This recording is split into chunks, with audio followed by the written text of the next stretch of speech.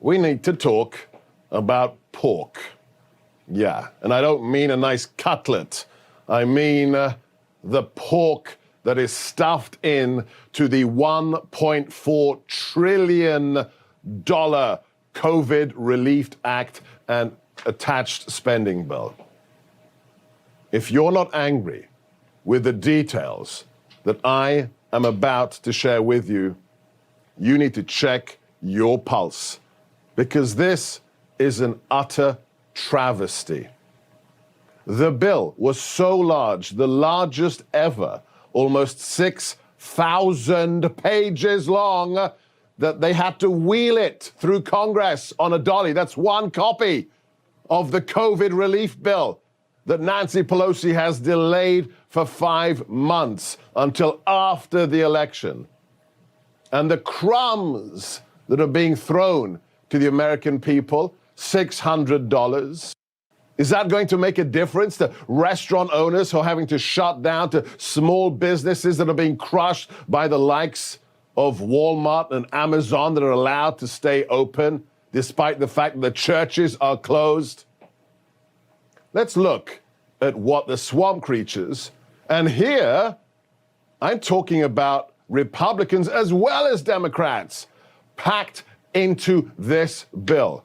We've got some excerpts for you, just highlighted lines from the things that they are spending your money on. First, we have foreign aid. This is for the nation of Cambodia. American businesses are dying on the vine. But the COVID Relief Act states the following: not less than $85 million shall be made available for assistance for Cambodia. Next, Nepal.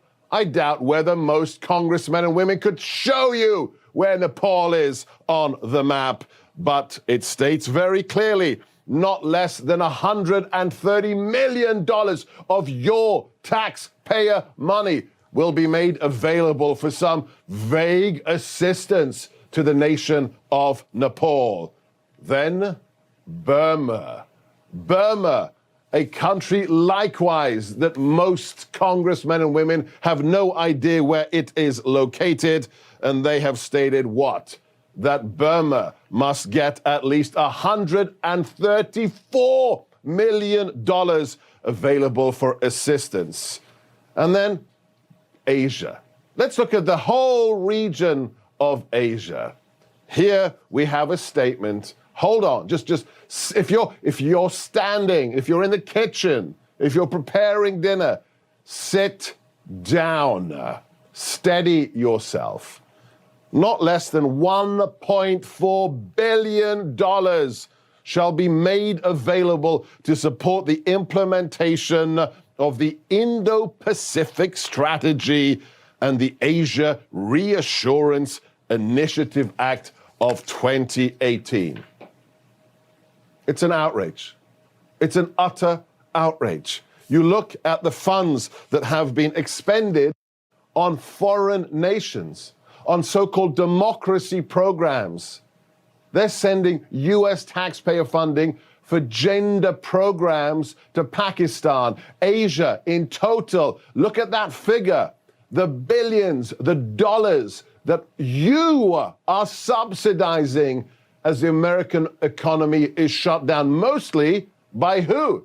Democrat governors.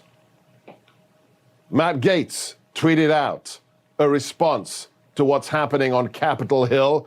Only a handful of Republicans made any kind of noise to stop this. God bless Matt Gaetz.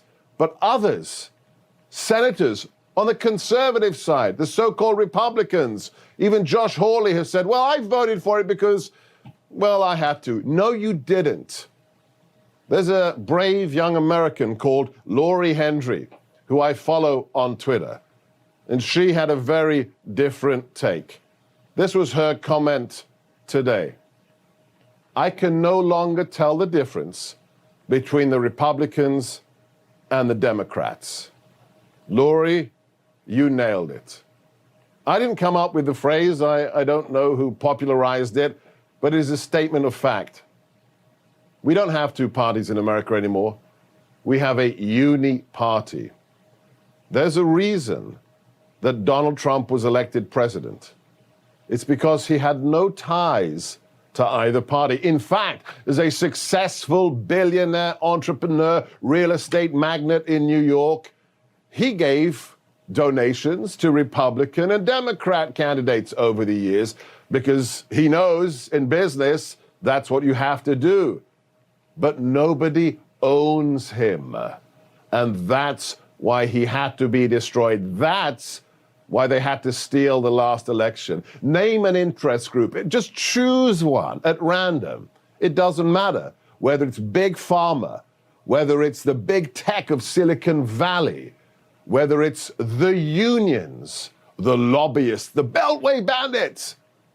None of them owned this man. And that's why when he came down that escalator, he was mocked. He was laughed at. They said, oh, this is a stunt.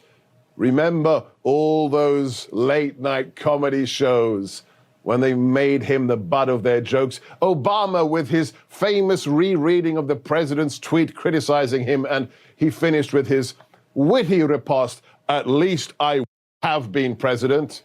Well, guess what, Barack Hussein Obama? Your replacement was Donald Trump. And now your decrepit vice president, a machine politician of 47 years, thinks that he can steal the election. It's not going to be so easy. Last night, we gave you the details of what happens between January the 6th, that count of the Electoral College ballots, and the deadline of January the 18th. If there are enough ejections from brave men and women on Capitol Hill, then we can get a contingent election. It's not over.